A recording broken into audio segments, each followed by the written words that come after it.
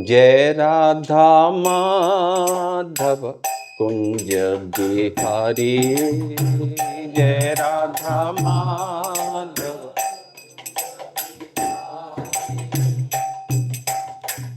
गोपी जन वल्लभ गिरिवरधारी, गोपी जन वल्लभ,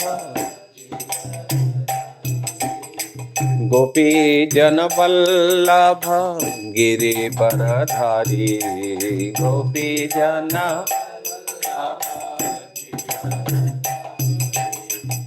यशोदानंदन ब्रज जन रंजन,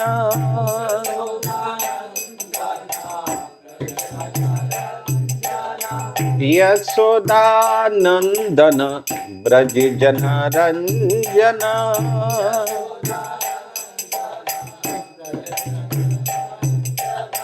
यमुना तीर वनचारे, यमुना तीर वनचारे, यमुना तीर वनचारे।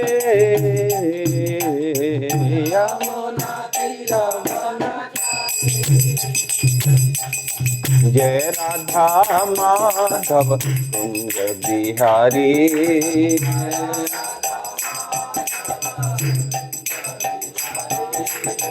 जय राधा माधव कुंज बिहारी।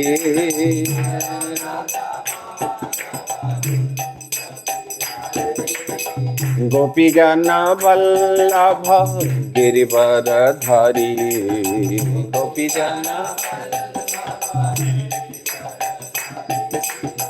गोपी जन वल्लभ गिरिवरधारी, गोपी जन। यशोदानंदन ब्रज जन रंजना,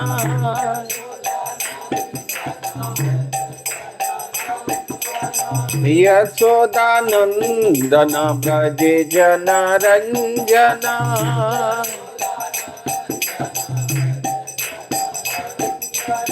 यमुना तीर वनचारे,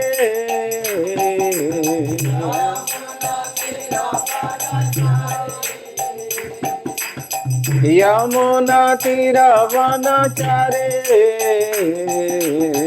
यमुना तीर। जय राधा माधव कुंज बिहारी,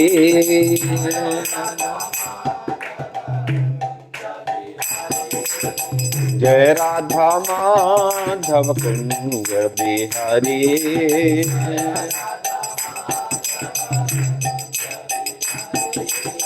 कृष्णा हरे कृष्णा, कृष्णा कृष्ण हरे हरे, हरे राम राम, राम हरे हरे, हरे कृष्ण कृष्णा कृष्णा।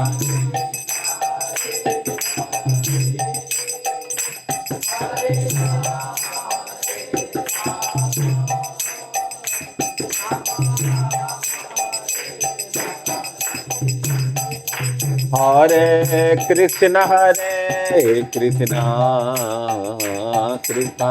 कृष्णा हरे हरे, हरे राम राम, राम हरे हरे, हरे।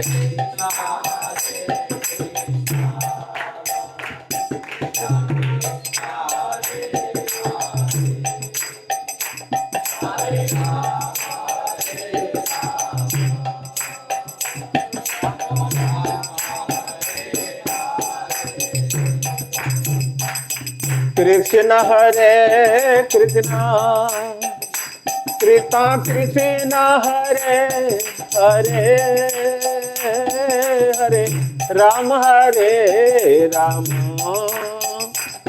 राम राम हरे हरे, हरे कृष्ण कृष्ण हरे हरे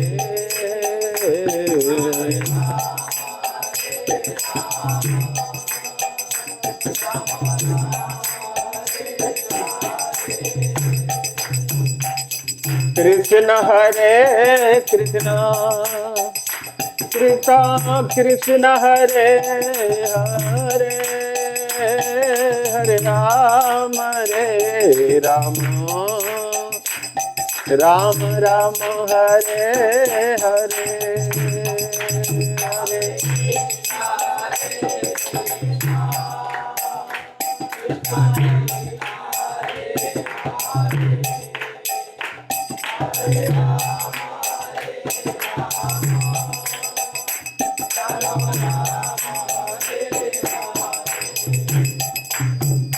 कृष्ण हरे कृष्ण कृष्ण कृष्ण हरे हरे हरे राम राम राम हरे हरे हरे कृष्ण हरे कृष्ण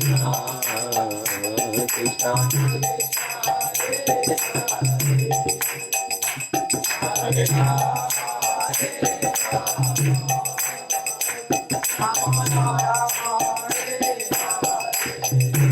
हरे कृष्ण हरे कृष्ण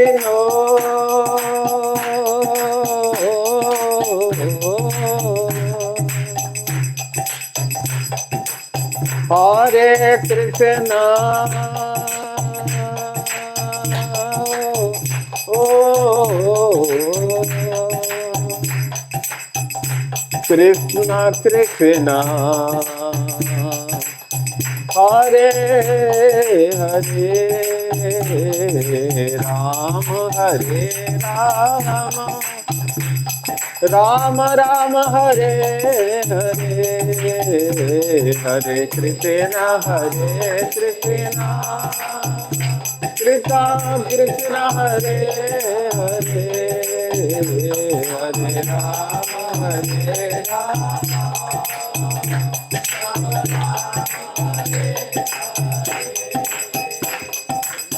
गौरनिताय कृष्ण बलराम ललित विशाख जय राधे श्याम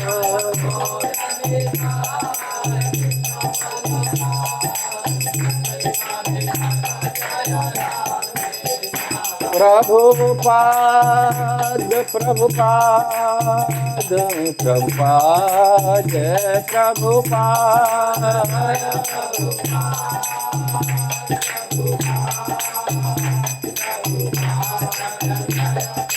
निताई गौर हरि बोल हरि बोल हरि बोल हरि बोल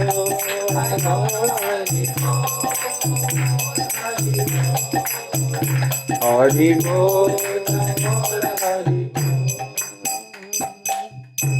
श्रील प्रभुपाद की जय, श्री गौर निताई की जय, श्री कृष्ण बलराम की, राधा श्याम सुंदर ललिता विशाखा देवी की जय, गौर प्रेमनंदे। ओम नमो भगवते वासुदेवाय। ओम नमो भगवते वासुदेवाय।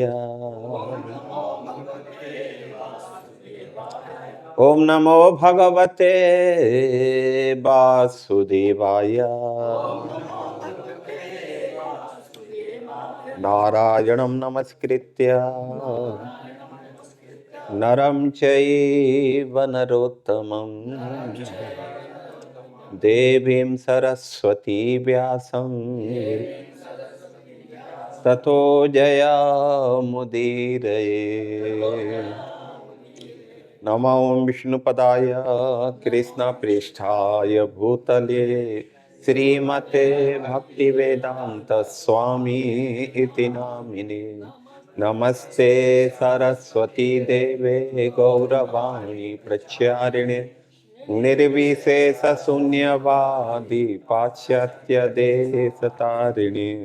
हे कृष्ण करुणा सिंधु दीनबंधु जगतपते गोपेश गोपिका कांत राधा कांत नमोस्तुते तप्त कांचन गौरांगी राधे वृंदावनेश्वरी वृषभानुसुते देवी प्रणमामि हरिप्रिये वाञ्छाकल्पतरुभ्यश्च च कृपा सिन्धुभ्य एव च पतितानां पावनेभ्यो वैष्णवेभ्यो जय श्री कृष्ण चैतन्य प्रभु नित्यानंद श्री अद्वैत गदाधर श्रीवासादि गौर भक्त वृंद हरे कृष्णा कृष्णा कृष्णा कृष्णा हरे हरे हरे राम राम राम हरे हरे मूकं करोति वाचालं पंगुलंघयते गिरिं यत्कृपातमहं वन्दे परमानन्दमाधवं श्रीगुरुदीनतारिणम् भूतैरमहद्वेयः इमां पुरो विभो निरमायिषेते यदमुष पुरुष भुङ्क्ते गुणान् षोडशसात्मकम्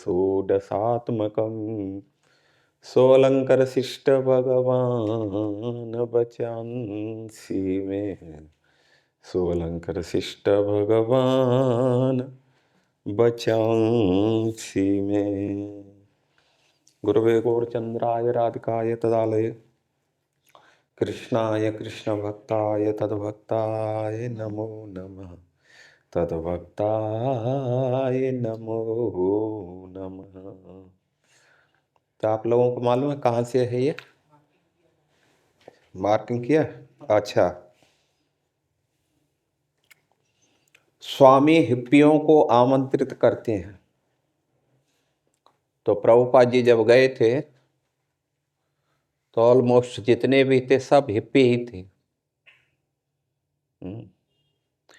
क्योंकि वो ही फ्री थे, बाकी तो कोई फ्री थे नहीं। वो ही खा पी के पड़े रहते थे।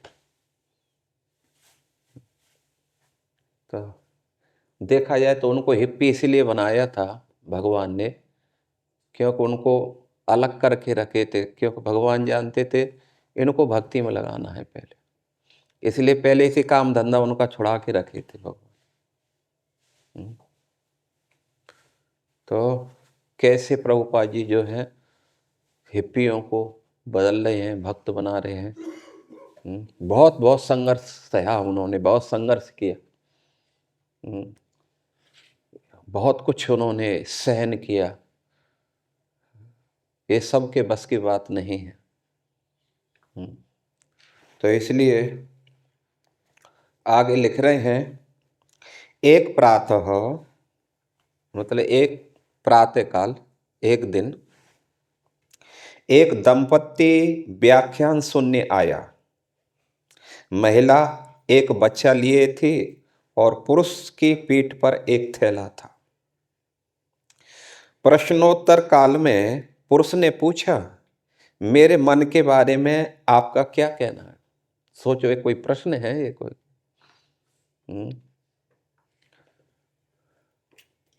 मैं कहूं किससे, मेरे मन के बारे में आप क्या जानते हैं?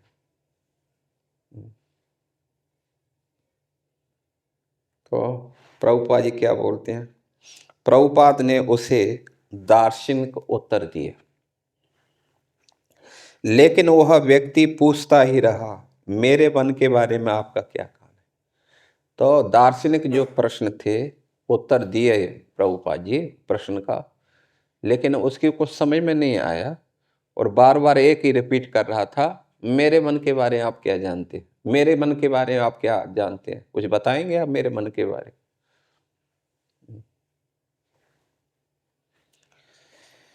दया भरी तर्कपूर्ण दृष्टि से उसे देखकर प्रभुपाद ने कहा, मेरे पास अन्य कोई औषधि नहीं है, हरे कृष्ण का जप करो। मेरे पास अन्य कोई व्याख्या नहीं है, अन्य कोई उत्तर नहीं है। सही बात है।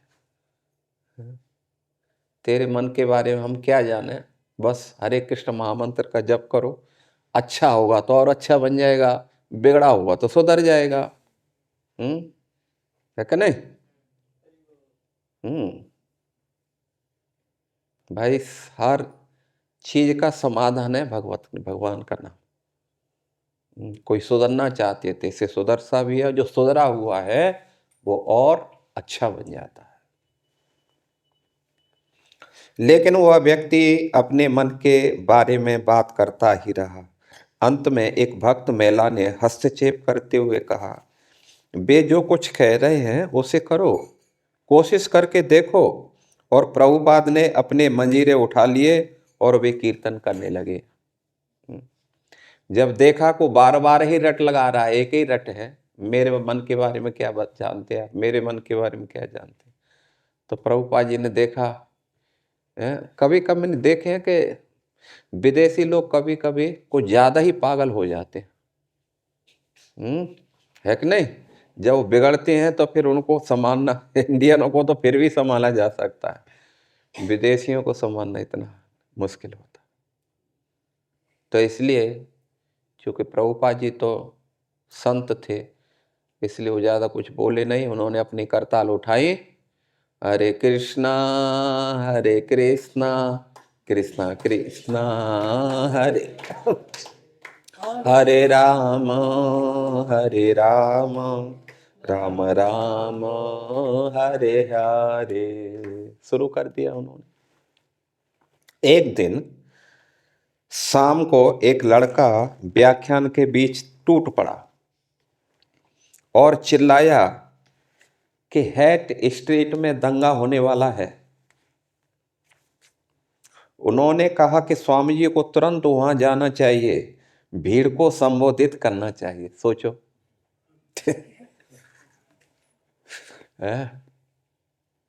इनके दिमाग की बात की।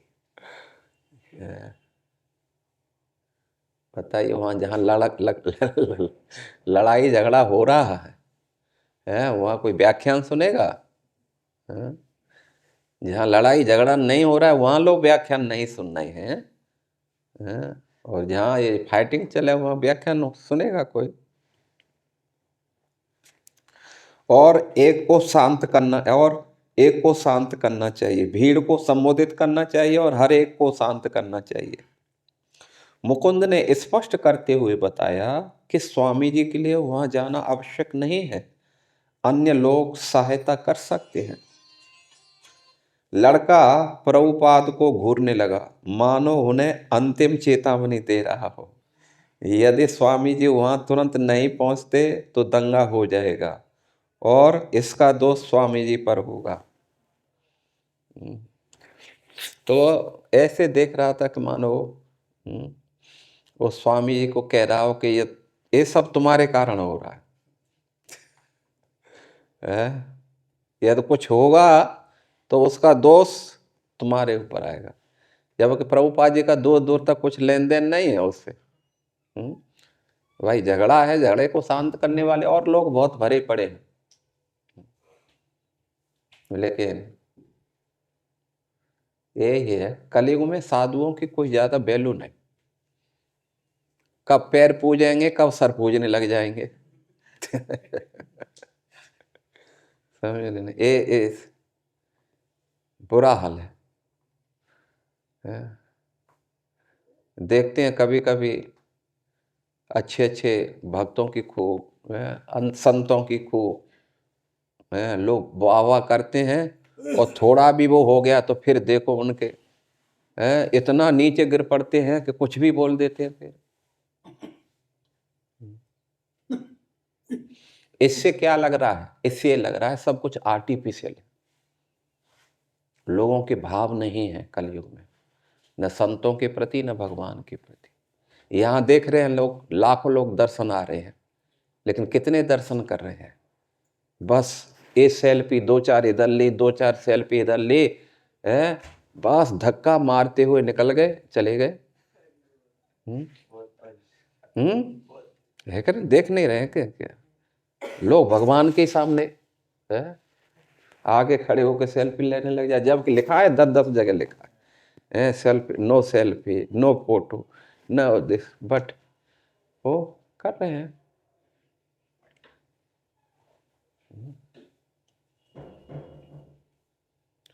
तो इसलिए कलयुग में भगवान बहुत इजी है। कलयुग में भगवान बहुत सरल है भगवान को प्राप्त करना। हाँ, लेकिन दुर्भाग्य यह है कि जितने सरल हैं उतने ही लोग उतने दूर हैं, उतना ही लोग रुचि नहीं दिखा रहे। भक्ति महारानी ने यही तो प्रश्न किया नारद जी से कि भगवान इतने नजदीक होकर के भी ये सब क्यों देख रहे हैं, कैसे देख पा रहे हैं ये सब। लोग पापाचार कुकर, यानी जो जिसको लगता है वो वैसा कर रहा है। कोई किसी को मार डालता है, कोई किसी को जला देता है, अंग भंग कर देता है, पुत्र पिता को मार डाले, पिता पुत्र को मार डाले, बीवी पति को मार डाले, पति बीवी को मार। देख रहे हैं ना कितना, कभी कभी सोचे भी नहीं होंगे इस स्तर, इस प्रकार का वो परिवर्तन आ जाएगा एक इमीडिएटली।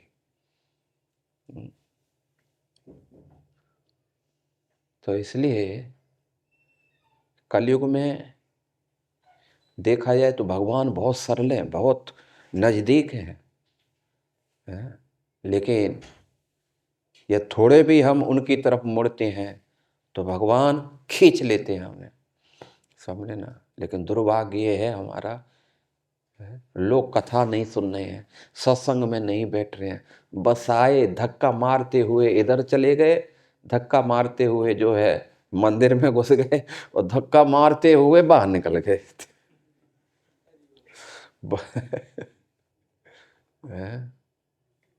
और जहाँ खाने पीने की देखो कैसे, कहीं भी गोलगप्पे की ठेल कहीं भी खड़ी कर दो। अभी मैं आ रहा था गौशाल से, कोने पे जो है कम से कम 15-20 लोग इकट्ठे होकर के गोलगप्पे खा रहे थे। मैंने देख लो, अब यहाँ भी छोटी सी गली है, वहां भी चालू हो गई इतनी सारी दुकानें। तो लोगों को भगवान से कुछ लेना देना नहीं, बस टाइम पास करने के लिए आते हैं। इस बहाने से थोड़ा घूम फिर के आ जाएंगे, थोड़ा मौज मस्ती करके आ जाएंगे, बस।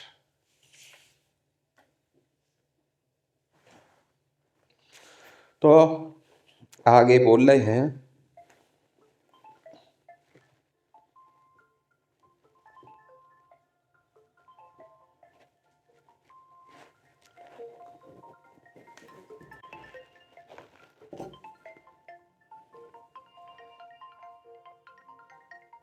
अभी मैं क्लास में हूँ, बाद में बात करता हूँ।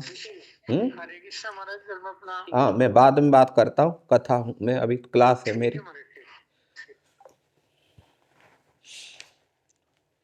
आगे क्या लिख रहे हैं, प्रभुपाद इस तरह बोले मानो, मतलब पहले तो बोल रहा है जो है लड़का प्रभुपाद को घूरने लगा, मानो उन्हें अंतिम चेतावनी दे रहा हो कि यदि स्वामी जी वहां तुरंत नहीं पहुंचे तो दंगा हो जाएगा और इसका दोष स्वामी जी पर होगा।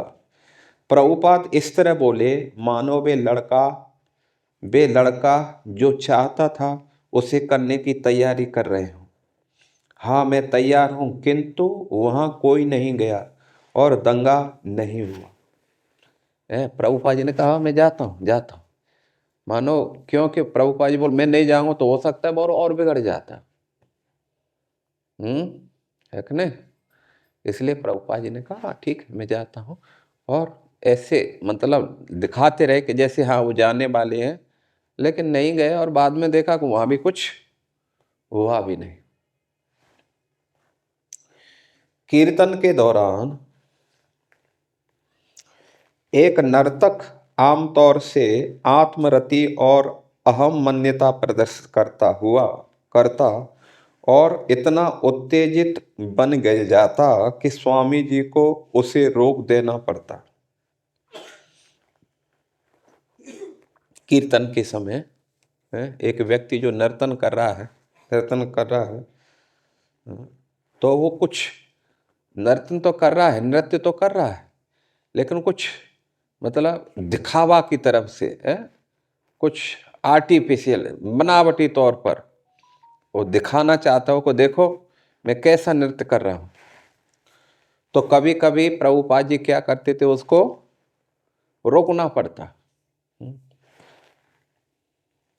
एक दिन संध्या समय श्रील प्रभुपाद जी के अपने कमरे से नीचे आने के पहले मिनी स्कर्ट पहने हुए एक लड़की कीर्तन के दौरान अपने शरीर को तोड़ने मरोड़ते हुए चक्कर लगाने लगी।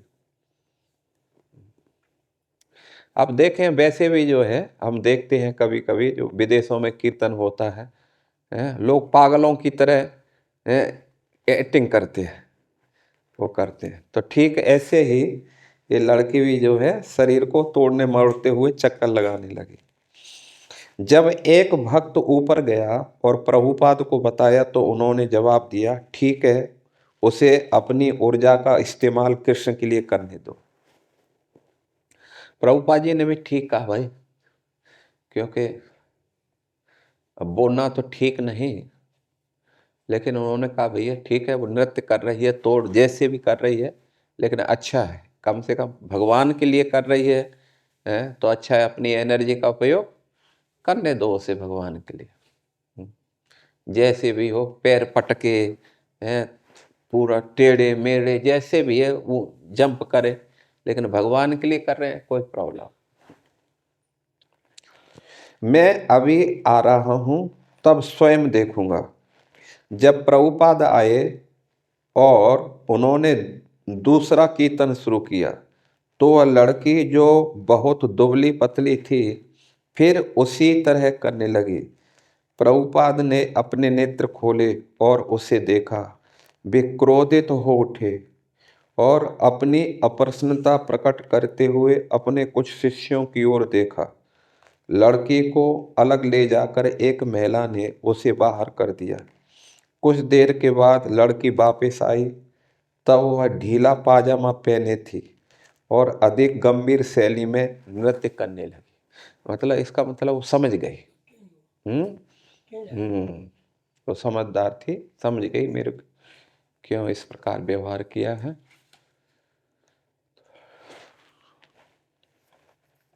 प्रभुपाद अपने मंच पर बैठे हुए भरे सदन को संबोधित कर रहे थे।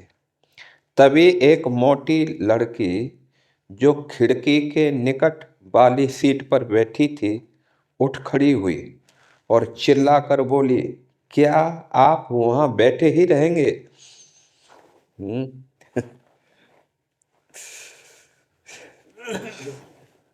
चलो, देखा जाए तो ये सब चीजें विदेशों में कम देखने के लिए मिलती है, तो इसलिए उनको आइडिया ही नहीं है किसको किस प्रकार का व्यवहार करना है। यहाँ तो जानते हैं साधु को कैसे व्यवहार करना चाहिए, बड़ों को कैसे व्यवहार करना चाहिए। अब धीरे धीरे करके जो हमारी जो कल्चर है उसमें गिरावट आ रही है। पहले देखते हैं ना, जैसे कोई गुरु हमारे जो टीचर होते थे निकलते थे तो शिष्य लोग घबरा जाते थे, पूरा दंडवत लेट जाते थे गुरु जी को देख करके, है कि नहीं? है, गुरु जी आ गए तो सब एकदम बच्चे लोग सतर्क हो जाते थे। और पहले गुरु ठुकाई भी खूब करते थे, थोड़ी सी उस पर पूरा डंडा लेके दे दे, अरे वो डर देखते नहीं थे, कहाँ डंडा मार रहा हूं, दे दे ठुकाई कर देते कब। और आज देखो, आज गुरु डर जाते हैं, या दो चार बच्चे हुए तो गुरु जी रास्ता बदल लेते हैं अपना। ये समय है कलयुग।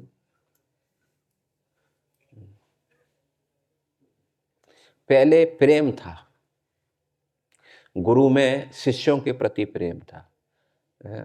वो गुरु चाहते थे कि बच्चा पढ़ लिख के कुछ अच्छा हो, और शिष्य भी गुरु ही समझते थे उनके लिए। कुछ भी उनको सेवा देते थे तो बच्चा पूरा जी जान लगा करके उसे करता था।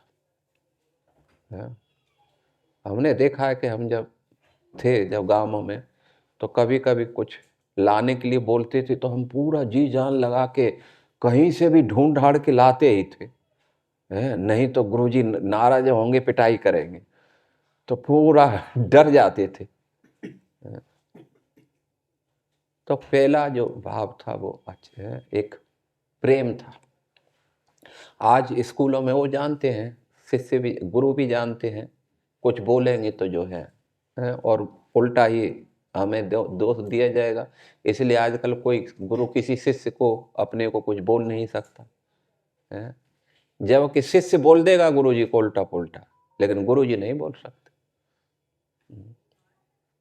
और गुरु भी आजकल, टीचर भी सोचते हैं चलो यार क्या हमें लेने देना, पढ़े पढ़े ना पढ़े, कौन सा हमारा तनख्वाह तो मिल ही रही है बस। तो समय में गिरावट, मतलब हमारा कल्चर में बहुत गिरावट आ रही है, दिन प्रतिदिन गिरावट आ रही है। और आजकल कलयुग में साधु भी आप देखो, कोई कुछ बोल रहा है तो कोई कुछ बोल रहा है तो कोई कुछ बोल रहा है, मालूम ही नहीं चल रहा है कि कौन क्या बोलना चाह रहा है, सही बोल रहा है या गलत बोल रहा है। कुछ कुछ महान विभूतियां हैं, कुछ उच्च कोटि की, वो बोलते हैं तो सब बोलते हैं, लेकिन हर चीज में वो ज्यादा बोलते भी नहीं है।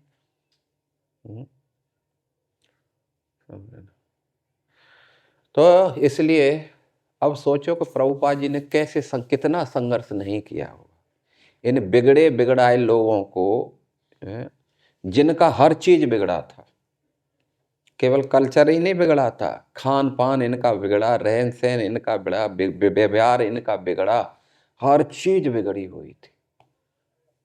नहाते नहीं थे, धोते नहीं थे, हाथ नहीं धोना है। आज भी हम देखते हैं, अब क्या कहा जाए।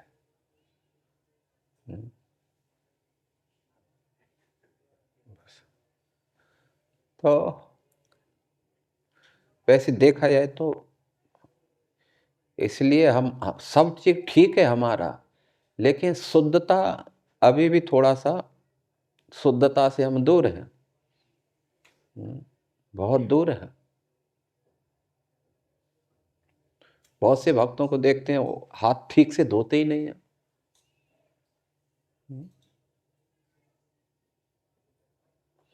तो फिर अब कैसे थोड़ा सा, इसलिए इतना भजन कर रहे हैं लेकिन उसका इतना असर नहीं हो रहा है, क्योंकि बहुत सी चीजें हैं जिनमें सुधार करने की जरूरत है। लेकिन जब तक ऊपर वाले सुधार नहीं करेंगे तो नीचे से कैसे होगा। भक्तों को ऐसे बताया शास्त्र के अनुसार, कम से कम लेटरिन जाता है तो कम से कम 7 बार उसे हाथ धोना चाहिए, समझ लेना।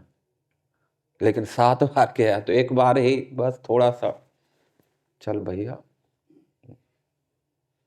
तो बहुत कुछ चीजें हैं जो हमारे दिमाग में, मन पर इफेक्ट, प्रभाव डालती, समझ लेना। तो इसलिए जल्दी सुधार नहीं आ रहा है, इतना सब करके भी जल्दी सुधार नहीं आ रहा। कुकिंग हो रही है उसमें, अब देखते हैं, मतलब कुकिंग के समय एक अच्छी तरह, जैसे हम देखते हैं जगन्नाथपुरी में, आदि आदि स्थानों पे देखते हैं पूरा मुंह बना रहता है, पूरा वो सावधानी बरत करके कुकिंग की जाती है। तो एक चीज होनी चाहिए, हम जब कुकिंग करते हैं तो हमें बात नहीं करना चाहिए। यहाँ देखते हैं कि उस समय ही सबसे ज्यादा बात होती है, कहीं भी खुजा रहे हैं, कहीं भी कर रहे हैं, तो अब उस चीज का कैसे, कि वो भगवान ने स्वीकार की है कि न की है, कभी कभी तो बाल निकल जाते। और ऐसा कहा जाता है जिसमें बाल निकल गए वो बिल्कुल अशुद्ध हो जाती है, उसे छूना भी नहीं चाहिए उसे।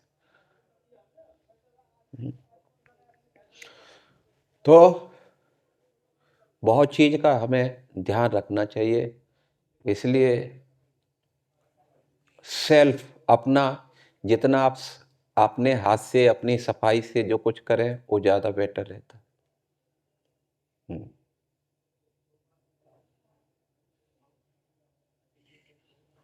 अब हजारों का भंडारा बनना है, उसमें कितना वो शुद्धता लाएगा, कितनी सफाई की जाएगी। तो यहाँ पर भी जो है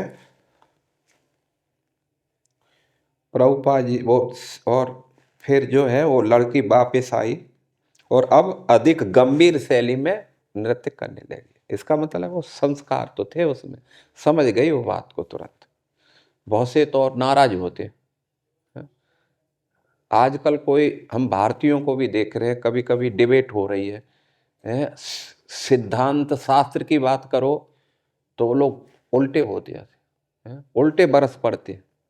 तुम कौन होते हो हमें शिक्षा देने वाले? हमारे मन में जो आएगी वो करेंगे। तो जब तुम्हारे मन में जो आएगी तो फिर उनको बुलाए क्यों? मंच पे उनको बुलाते भी हैं और अपनी बात रखने के लिए भी कहते हैं, लेकिन उनकी बात जब उनके अनुकूल न हो तो तुरंत बवाल कर देते हैं, यानी सुनने के लिए भी तैयार नहीं है। देखते हैं ना, देखते कितनी सारी उसमें डिबेट हो रही हैं। अब डिबेट जो करा रहा है उसे शास्त्र का दूर दूर तक कोई ज्ञान नहीं, आध्यात्मिकता से बिल्कुल परिचित नहीं। अब वो प्रश्न कर रहा है और ये अपने शास्त्रीय दृष्टि से आंसर दे रहे हैं, उनको पल्ले नहीं पड़ रहा है तो उसको जो है बिल्कुल ऐसे नेगलेक्ट कर रहे हैं, जैसे मंच पर ही बेइज्जती कर रहे हैं।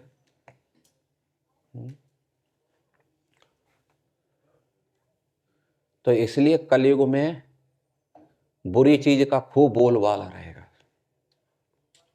इसलिए बहुत सावधानी की जरूरत है। ठीक है ना, प्रचार प्रसार की बहुत जरूरत है। लोग अपनी बुरी बात को प्रचार करके समाज में रख रहे हैं और उनकी बुरी बात का समाज के ऊपर खूब असर हो रहा है। प्रभुपाद बोलते हैं कि ये लोग जो हैं, जो समाज को भ्रमित कर रहे हैं, गलत प्रचार कर रहे हैं समाज में, तो भक्तों को चाहिए, हम लोग तो शास्त्र की बात दे रहे हैं भाई, तो हम लोगों को तो और अधिक प्रचार की जरूरत है। तो इसलिए समाज को कुछ कम से कम, कहावत something is better than nothing, नहीं तो समाज पूरा कहाँ चला जाएगा। कुछ तो प्रयास करना ही चाहिए अपना। हरे कृष्णा कृष्णा कृष्णा।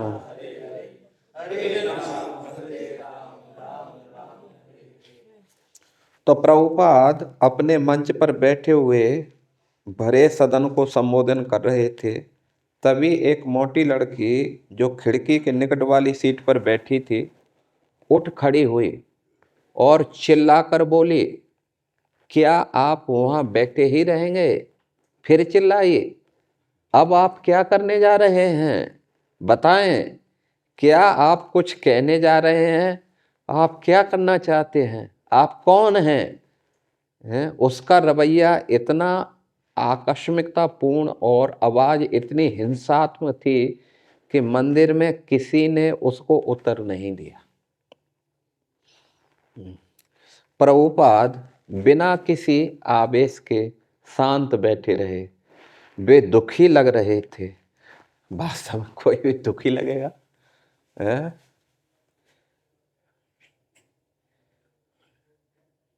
कोई कोई इक्का दुक्का टेंशन हो तो भाई चलो उसको सुधार किया जा सकता है, जवाब दिया जाए। एक समाप्त नहीं होता है जब तक दूसरा खड़ा हो जाता है। कितना दिमाग पच्ची नहीं किया होगा प्रभुपाद जी ने।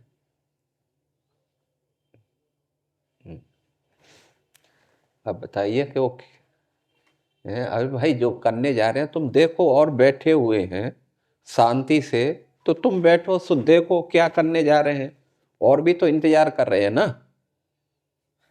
है कि नहीं? है उसको इतना किस बात का वो है कि इमीडिएटली हर चीज का उनको जवाब दे। क्या करने जा रहे हैं, कब उठेंगे या बोलेंगे या क्या करेंगे? है? तो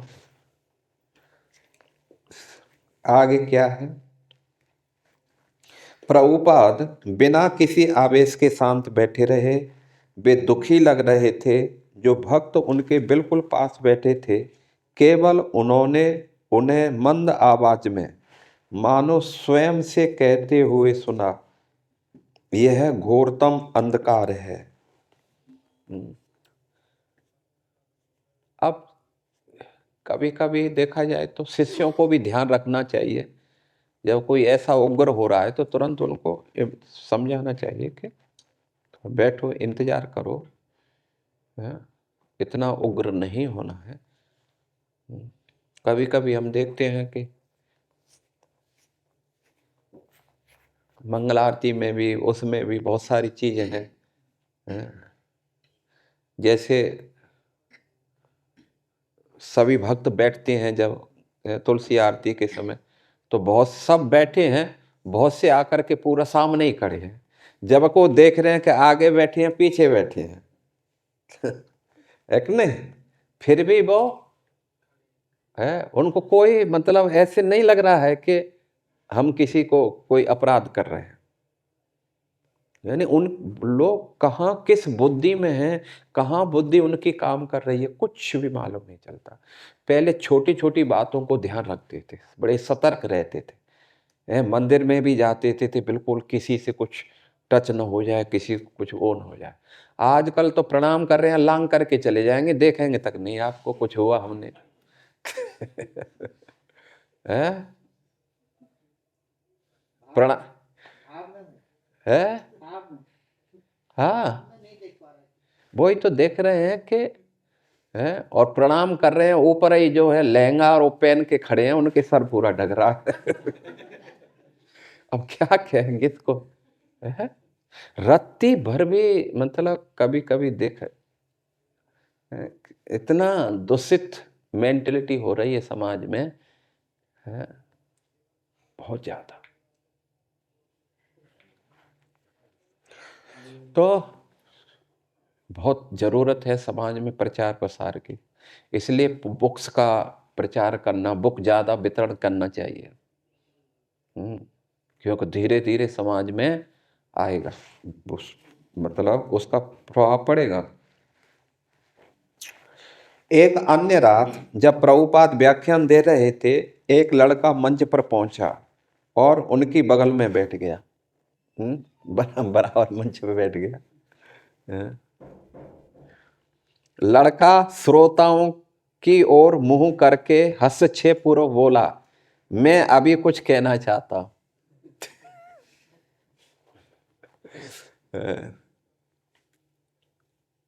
सोचो, इसलिए हमें प्रभुपाद जी का बहुत कृतज्ञ रहना चाहिए, बहुत ऋणी रहना चाहिए। उन्होंने इतने इतने संघर्ष किए हैं कि हम सोच भी नहीं सकते। प्रभुपाद ने नम्रता से कहा, व्याख्यान के अंत तक रुक जाओ, उसके बाद प्रश्नोत्तर होते हैं। लड़का मंच पर बैठा हुआ कुछ देर इंतजार करता रहा। प्रभुपाद व्याख्यान देते रहे। तब लड़के ने फिर हस्तक्षेप किया, मुझे कुछ कहना है, मुझे जो कुछ कहना है उसे मैं अभी कहना चाहता हूं। सभा में बैठे भक्त आश्चर्य से देखते रहे। वे सोच रहे थे कि प्रभुपाद स्थिति संभाल लेंगे। वे स्वयं बोलकर गड़बड़ी नहीं पैदा करना चाहते थे। उनमें से किसी ने कुछ नहीं किया, वे केवल बैठे रहे, जबकि लड़का असंबद्ध शैली में बोलने लगा। प्रभुपाद ने अपने मंजीरे उठा लिए। ठीक है, हम लोग कीर्तन करें। कीर्तन के दौरान लड़का उसी स्थान पर बैठा रहा। सनकी जैसा वो लड़का कभी कभी प्रभुपाद पर धमकी भरी दृष्टि डालता रहा। आधे घंटे के बाद कीर्तन समाप्त हो गया। प्रभुपाद ने एक सेब के कई टुकड़े किए, जैसा कि उनका नियम था। तब उन्होंने फल काटने के चाकू और सेब के एक टुकड़े को अपने दाहिने हाथ में रखा और उसे लड़के की ओर बढ़ाया। लड़के ने प्रभुपाद को देखा, फिर चाकू को और उस सेब के टुकड़े को। कमरे में शांति हो गई।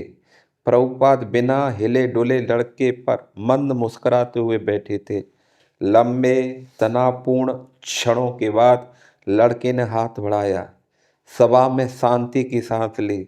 जब लड़के ने स्वामी जी के खुले हाथ से सेब का एक टुकड़ा उठाया। और 2 मिनट और पढ़ते हैं। हरिदास, मैं देखा करता था कि स्वामी घटनाओं को कैसे संभाला करते थे। यह आसान काम नहीं था। मेरे लिए यह उनकी शक्ति और समझ की असली परीक्षा थी कि लोगों से कैसे निपटा जाए जिससे कोई खिन्न न हो, नाराज न हो या उत्पात करने पर उतारू न हो जाए। बात सही है।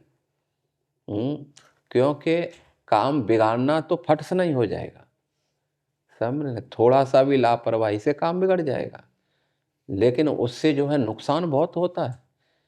जब हम हर बात में लड़ाई झगड़ा करेंगे तो फिर जो आ रहे हैं सत्संग के लिए वो फिर धीरे धीरे करके बंद हो जाएंगे। वो बंद हो जाएंगे।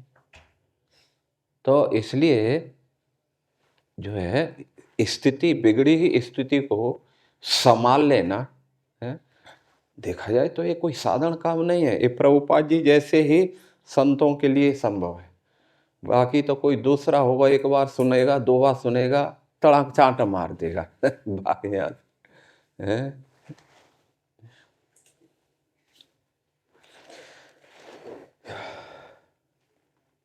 वे उनकी ऊर्जा को दूसरी ओर इस तरह मोड़ देते कि जब तक उन्हें इसका पता लगे वे शांत हो जाते।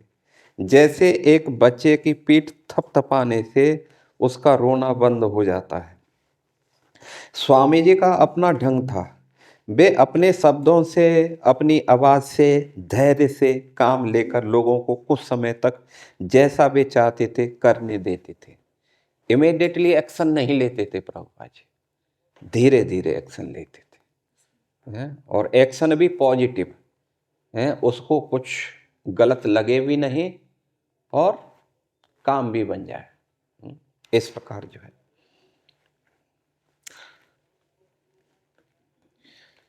तो स्वामी जी का अपना ढंग था। वे अपने शब्दों से, अपनी आवाज़ से, धैर्य से काम लेकर लोगों को कुछ समय तक जैसा वे चाहते थे करने देते थे। इसी बीच उनका आवेश ठंडा पड़ जाता था। मेरी समझ में वे अनुभव करते थे कि उनके भक्तों में लोगों से यह कहने का साहस नहीं था कि जब हरी हरी नहीं था कि जब आप मंदिर में आते हैं तो शांति पूर्वक सुनिए। प्रभुपाद जी जैसे कोई शिष्य हैं, अब गुरुजी तो ही संभाल रहे हैं, लेकिन शिष्य कोई ऐसा नहीं कि उठ करके और शांति से उनको समझा सके। जबकि होना चाहिए कि स्थिति को, शिष्यों को संभालना चाहिए, उनको समझाना चाहिए, जैसे भी है प्रेम से उनको करना चाहिए।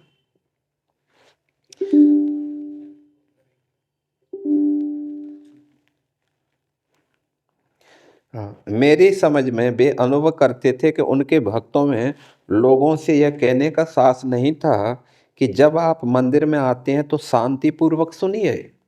आप इस तरह का आचरण नहीं कर सकते। वहाँ की स्थिति नाजुक थी। तो प्रायः कोई न कोई कहता रहता, मैं ईश्वर हूँ।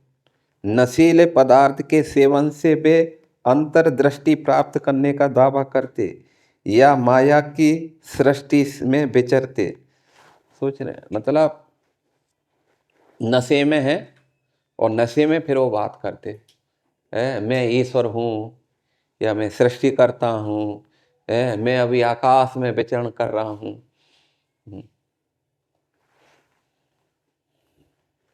यहाँ कोई ऐसा कहेगा तो पब्लिक इतनी उसको धुनाई करेगी कि वास्तव में उसको फिर विचरण करा देगी। जा तू हमेशा विचरण कर ऊपर।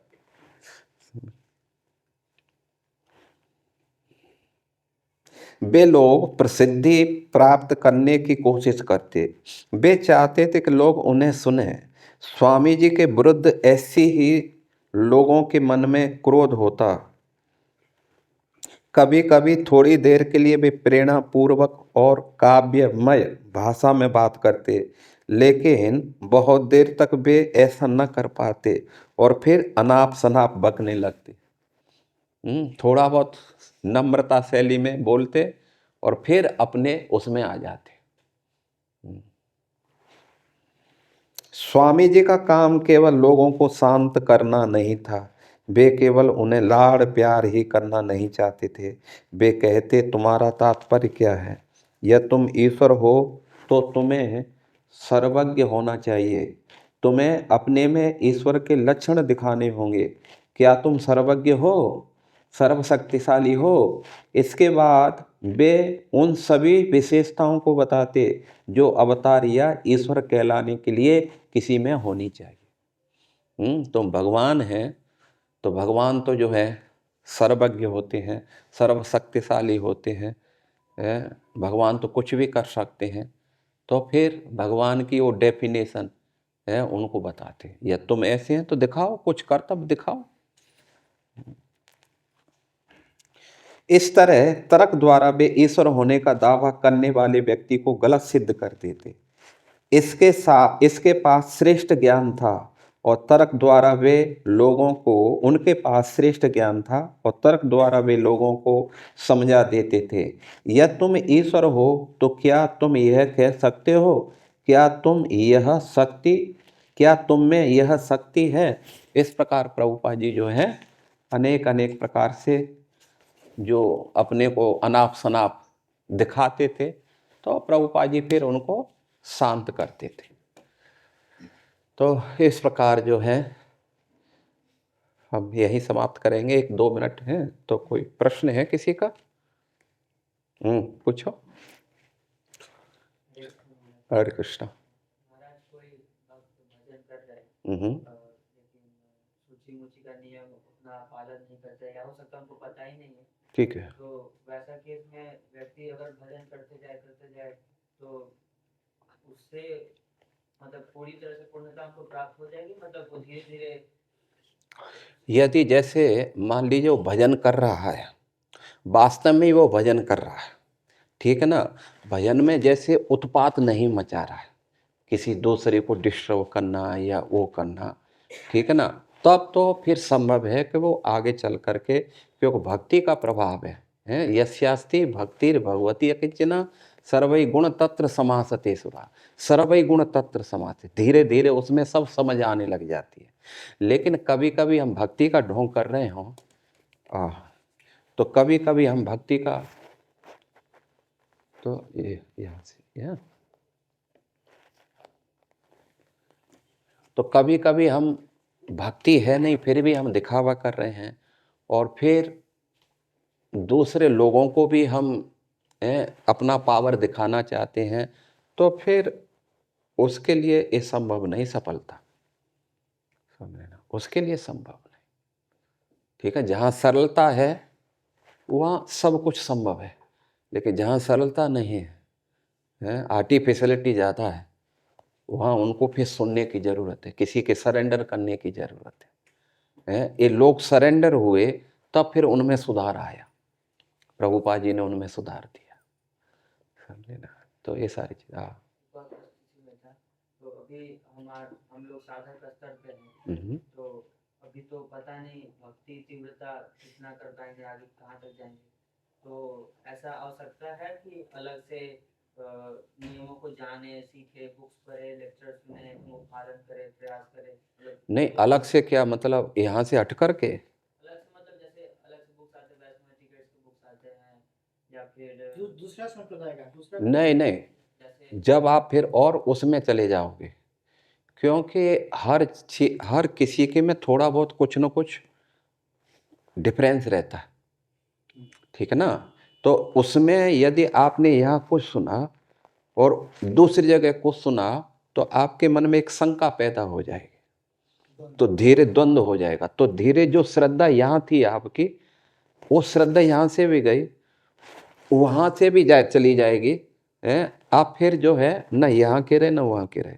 इसलिए शास्त्रों में कहा जाता है कि अधिक ग्रंथ पढ़ने की जरूरत नहीं है, ठीक है ना। कम पढ़ो, एक जगह एक स्थान में और एक विशेष से ही उनसे सुनते रहो, तो वहाँ स्थिरता ज़्यादा रहेगी। यदि हम अलग अलग संतों की सुनेंगे तो हम देखे हैं जो अलग अलग संतों की सुनते हैं ना, वो कहीं उनका मन फिक्स नहीं है, किसी में भी फिक्स नहीं। तो जब मन आपका जब आप किसी के बने ही नहीं हैं, तो फिर कल्याण की आप कैसे सोच सकते हैं?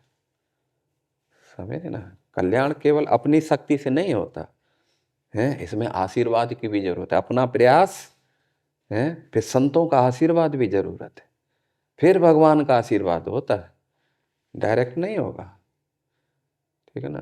तो इसलिए हमें जैसे उदाहरण देते हैं हम, जो एक क्या नाम है, गोपाल भट्ट गोस्वामी के एक शिष्य थे, हाँ, तो वो गुरुजी की बात नहीं सुनते थे, अपने गुरुजी की, गोपाल भट्ट गोस्वामी की, और अपना मनमानी करते थे, हालांकि बड़े उच्च संत थे, तो कभी किसी ने जो है कि कुछ प्रॉब्लम हुई तो किसी ने उनकी गर्दन काट दी, जमुना जी में फेंक दी, तो फिर अंत में वो मृत्यु हुई, तो गए गोलोक गए, राधा रानी के बड़े उच्च भक्त थे, लेकिन गोलोक में एंट्री नहीं मिली उनको। बोला यहाँ आपके गुरुजी का परमिशन नहीं है हमारे पास। फिर वो वापस आए, तो जब गोपाल भट्ट गोस्वामी स्नान कर रहे तो बार बार उनका सर उनके पैर से टकरा रहा था, तो उन्होंने देखा क्या है, तो जैसे उठाए तो उनके शिष्य का सिर था, और फिर रोते हुए उसने कहा, गुरुजी मुझे क्षमा कर दो, आप जब तक मुझे आशीर्वाद नहीं देंगे मेरी गोलोक में एंट्री नहीं है, इसलिए प्लीज मुझे क्षमा करो मेरे दोषों को। तो संत तो बड़े दयालु होते हैं, फिर उन्होंने क्षमा कर दिया और राधा रानी से प्रार्थना की, मेरे शिष्य को अब एंट्री दो, फिर जाके कल्याण। जरूरी है, रिकमेंडेशन जरूरी है। हरे कृष्णा। श्रील प्रभुपाद की जय। Hare Krishna, Hare Krishna, Krishna Krishna, Hare Hare, Hare Rama.